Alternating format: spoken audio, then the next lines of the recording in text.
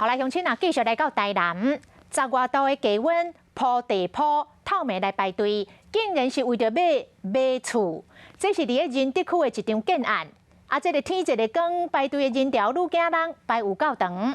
接待中心一个开门，大家烧钱要挤入去，就惊万人一步，会排无生相，会买无。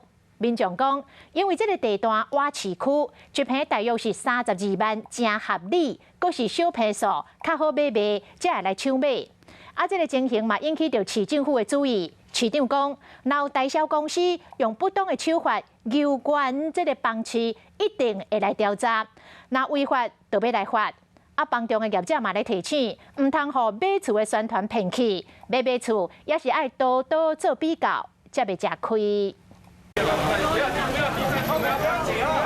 门拍开，大家拼命客，亲像爆火周年庆，当作上班就买无啊！这是台南仁德区的一间建案中心，大家真一暝就走来这排队，就是为着要买厝。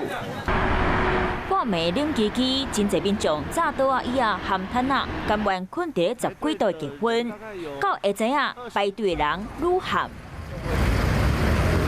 10点开门进前，大家排甲落长。现场排队的民众讲，有收到电子批，知影新案要开始买。这个所在活动区生活机能好，计小超32万到38万，加上是小坪数，感觉真好买，嘛有这个价值。有就是在20几坪到40出这样子，其实那个大小还蛮适合小家庭。事实上，这1、2年来买新建案的人愈来愈多。进前台南高铁附近的易秀屋，同款卖甲变贵，有高雄桥头接待中心内底的人客，嘛是客甲可准准。我们提早来预购的话，我们可以选到我们所要的户数以及我们所要的楼层。